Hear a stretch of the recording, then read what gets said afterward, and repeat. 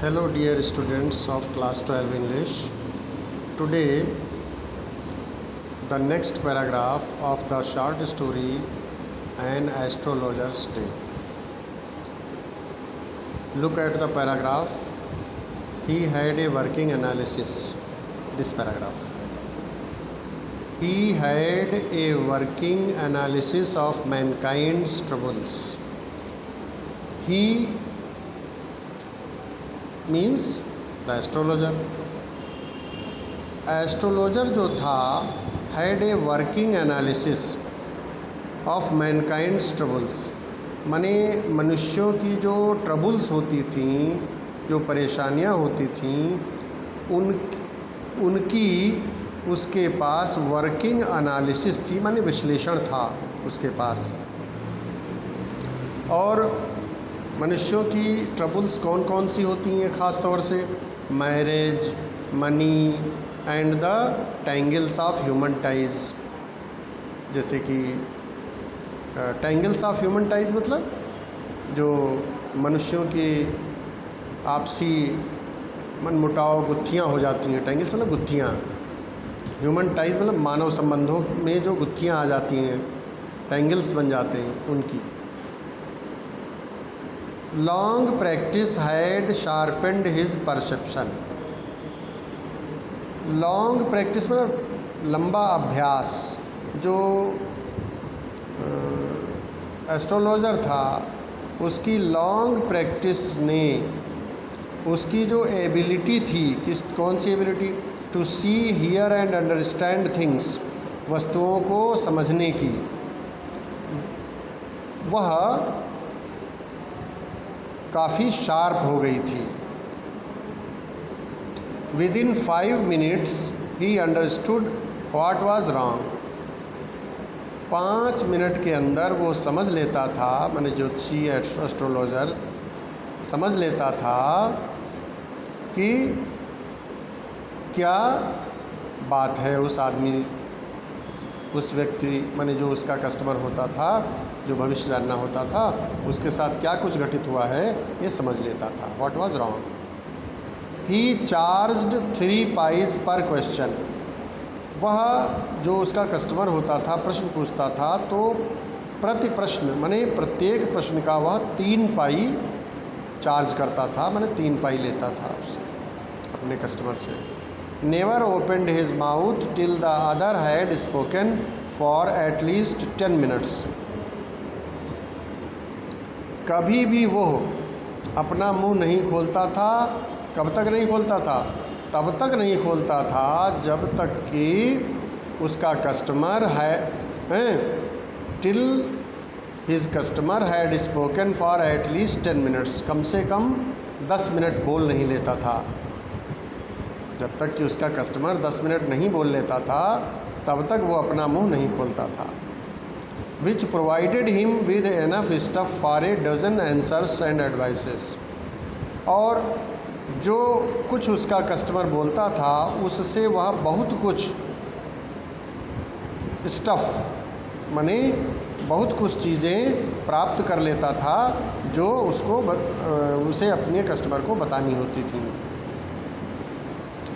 जो कस्टमर दर्जनों प्रश्न पूछता था और सलाह लेता था, दर्जनों सलाहें जो लेता था, उससे उसके बारे में उसे पर्याप्त स्टफ या मटेरियल मिल जाता था.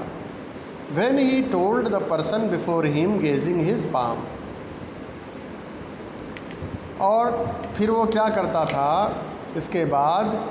Told the person before him, जो उसके सामने व्यक्ति होता था, माने जो कस्टमर होता था उसके सामने प्रश्न पूछने वाला या भविष्य जानने वाला, वह उसकी पाम माने हथेली की ओर घूर करके देखता था. इन और बोलता था, in many ways you are not getting the fullest results for your efforts. वो ये कहता था एस्ट्रोलॉजर अपने कस्टमर से कि अनेक मामलों में तुम प्रयास तो करते हो लेकिन तुमको कंप्लीट रिजल्ट नहीं मिलता है जो मिलना चाहिए. तो उसकी इस बात से होता क्या था? 9 out of 10 were disposed to agree with him. 10 में से 9 उससे सहमत हो जाते थे। और ही क्वेश्चनड, या फिर वो एस्ट्रोलॉजर एक प्रश्न पूछता था, प्रश्न करता था अपने कस्टमर से। क्या प्रश्न करता था? Is there any woman in your family? क्या तुम्हारे परिवार में कोई वुमन है, औरत है? Maybe even a distant relative, हो सकता है वो औरत तुमसे दूर के रिश्ते में हो, तुम्हारे रिश्ते में दूर की हो। Who is no well dispose towards you, और उसका रुख जो है वो तुम्हारी ओर कुछ बढ़िया नहीं है। और he gave an analysis of character, या फिर वो एस्ट्रोलॉजर क्या करता था, करेक्टर के संबंध में कुछ बताता था। मोस्ट ऑफ योर ट्रबल्स, और करेक्टर्स के बारे में जो कुछ बोलता था वो इस तरीके से बोलता था, most of your troubles are due to your nature. वो कहता था अपने कस्टमर से कि जो तुम्हारी परेशानियां हैं वे ज़्यादातर तुम्हारी परेशानियां तुम्हारे स्वभाव के कारण हैं, तुम्हारे नेचर के कारण हैं। How can you be otherwise with Saturn where he is, तो जो सैटर्न है, शनि है, आप उसकी अनदेखी नहीं कैसे कर सकते हैं। You have an impetuous nature, तुम्हारा जो नेचर है, स्वभाव है, वो थोड़ा सा फ्यूरियस है, वो थोड़ा सा वायोलेंट है, और थोड़ा सा रफ है आपका स्वभाव, बाहरी स्वभाव। This endeared him to their hearts immediately, और ये बात जो है उनको बहुत जल्दी ही प्रिय लग जाती थी। For even the mildest of us loves to think that he has a forbidding exterior, क्योंकि हम में से माइल्डेस्ट लोग जो हैं वो भी, for even the mildest of us loves to think that he has a forbidding exterior, कि उनका बाहरी स्वभाव कुछ रूखा रहता है। यह मानने में जो माइल्डेस्ट लोग हैं वे भी तत्पर हो जाते हैं।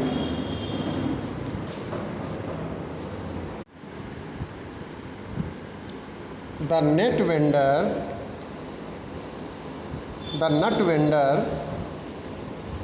blew out his flare and rose to go home। जो नट वेंडर था, मूंगफली विक्रेता था, नट से तात्पर्य यहाँ पर पीनट्स, ग्राउंड नट्स से है। जो मूंगफली विक्रेता था उसने क्या किया, ब्ल्यू आउट हिज फ्लेयर, उसने अपना कुप्पा बुझा दिया। जो प्रकाश के लिए अपनी मूंगफली के ढेर पर कुप्पा जला के रखता था उसको उसने बुझा दिया। And rose to go home, और घर जाने के लिए उठ खड़ा हुआ।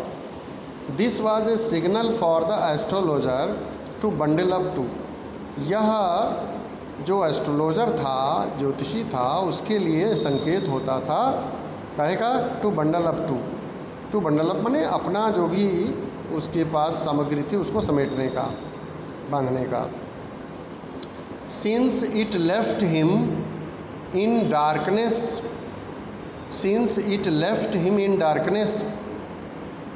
except for a little shaft of green light which strayed in from somewhere and touched the ground before him. Since it left him in darkness except for a little shaft of green light, चूँकि वह अब इस समय अंधेरे में था, चूँकि उसने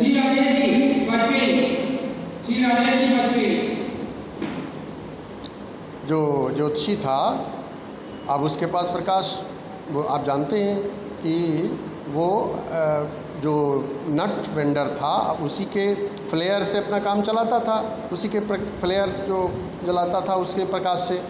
तो अब तो प्रकाश था नहीं, अब क्या था, सिर्फ एक छोटा सा a little shaft of green light, एक हरे रंग का किरणपुंज एक आ रहा था उसके समीप, वही था। which strayed in from somewhere, जो कहीं से आ रहा था, and touched the ground before him, और पृथ्वी पर उसके सामने पड़ रहा था। He picked up his cowrie shells, उसने किसने, एस्ट्रोलॉजर ने picked up his cowrie shells, उसके पास जो कौड़ियाँ थीं उसने उठा ली अपनी कौड़ी। एंड पैराफर्नेलिया, और जो उसका तामझाम था वो सब उठा लिया। And was putting them back into his bag, और इन सब चीज़ों को वह अपने थैले में रख रहा था। तभी क्या हुआ, when the green shaft of light was blotted out, जो ग्रीन शेफ्ट ऑफ लाइट था वो भी ब्लॉट आउट हो गया। He looked up and saw a man standing, उसने ऊपर देखा और क्या देखा, एक आदमी खड़ा हुआ था उसके सामने, ये देखा।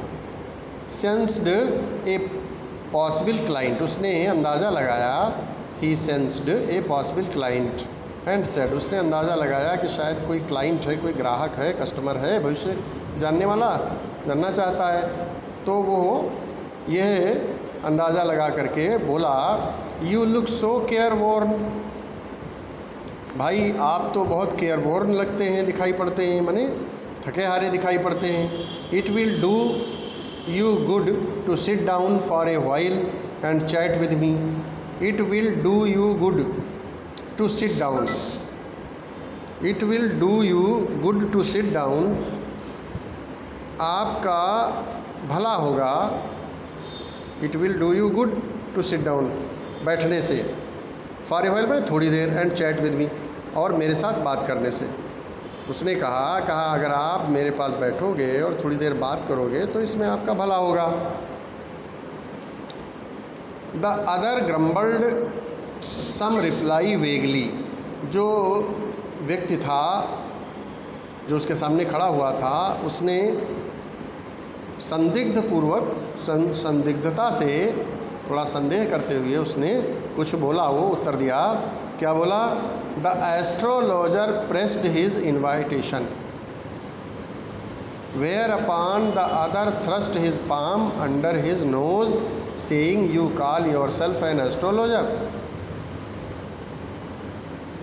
The astrologer pressed his invitation, astrologer ने फिर उसको निमंत्रित किया, आग्रह किया उसने उससे, उस व्यक्ति से, और जब आग्रह किया तो उस बात पर क्या किया उसने, जो व्यक्ति था जो अपना भविष्य जानना चाहता था, thrust his palm under his knows, उसने अपनी हथेली अब ज्योतिषी के आगे, माने एस्ट्रोलॉजर के आगे, उसके मुंह के सामने, नाक के सामने कर दिया।